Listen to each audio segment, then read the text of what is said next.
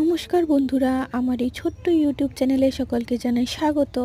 আপনারা প্লিজ আমার মতো ছোট্ট ইউটিউবারদের সাবস্ক্রাইব করে আমাদের ছোট্ট স্বপ্ন পূরণে পাশে থাকুন আর আমাদের পরিবারের একজন সদস্য হন। আমি এখনও আমার 100 সাবস্ক্রাইবার পূরণ করতে পারিনি।